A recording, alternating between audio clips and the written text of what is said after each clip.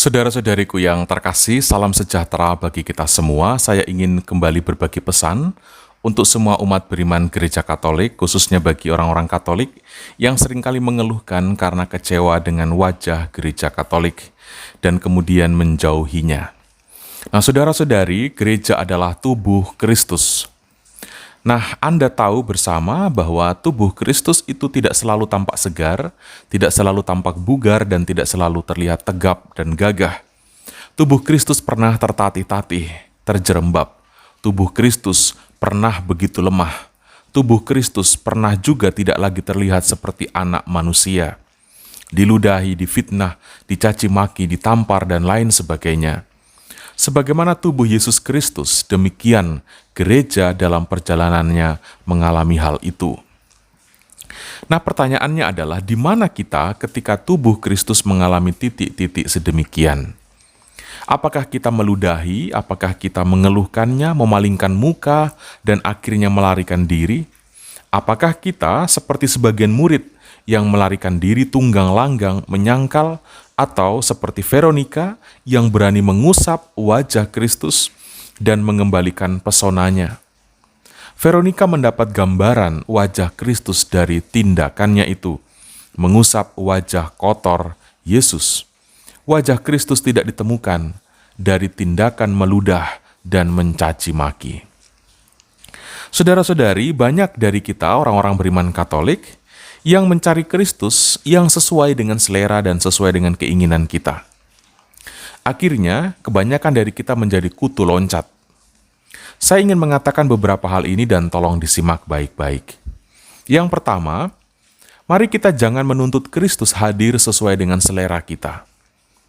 Tetapi tuntutlah diri kita agar bisa hadir sesuai dengan selera Yesus Kristus.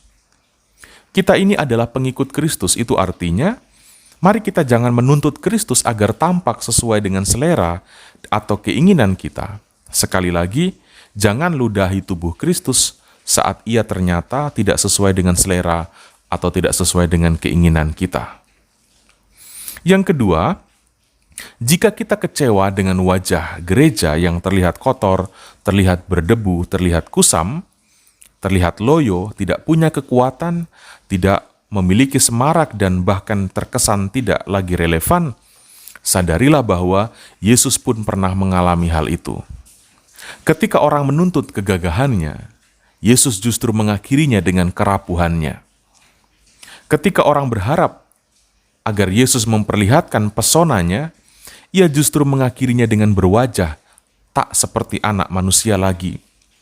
Ketika orang berharap ia tampil dengan kekuatan dan kekuasaan, ia justru mengakhirinya dengan jalan tertatih-tatih, bahkan terjatuh-jatuh. Namun saudara-saudari, lihat rahmat Allah sungguh luar biasa pada tubuh yang hina itu. Jangan tinggalkan tubuh Kristus itu. Lebih baik kita mati dalam kesetiaan bersama tubuh Kristus yang terlihat hina, daripada kita berpaling mengikuti hidup yang sesuai dengan selera rasa.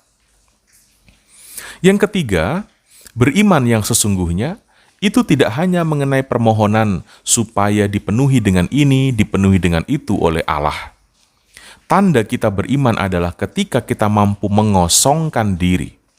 Artinya keluar dari diri kita, mengarah untuk memasuki dan bertahan dalam ruang-ruang ketidaknyamanan, bahkan ruang-ruang ketidakdamaian.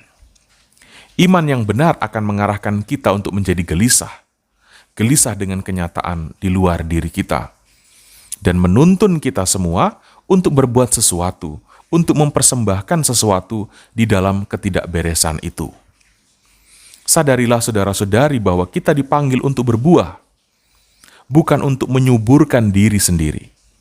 Berbuah itu menuntut kita rela untuk mengering dan akhirnya mati. Yang keempat, orang yang sungguh memiliki cinta di dalam dirinya akan bertanya apa yang bisa ia lakukan untuk dia yang ia cintai.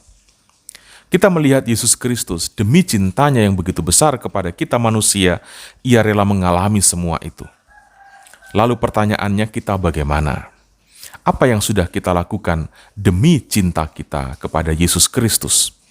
Kalau kita sungguh mencintai tubuh Kristus, kita perlu mengusap wajahnya dan bukannya malah mengumpati wajahnya. Kalau kita mencintai tubuh Kristus, kita perlu memapah tubuhnya yang lemah dan bukannya malah meludahinya. Kalau kita mencintai tubuh Kristus, kitalah yang harus rela terbakar baginya dan bukan malah membakarnya.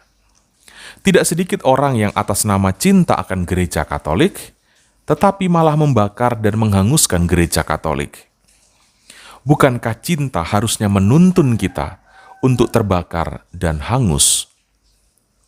Nah, saudara-saudari, saya sangat berharap agar kita tetap memiliki semangat kesetiaan dan ketaatan iman akan Yesus Kristus di dalam komunitas gereja yang satu, yang kudus, yang Katolik, dan yang apostolik ini.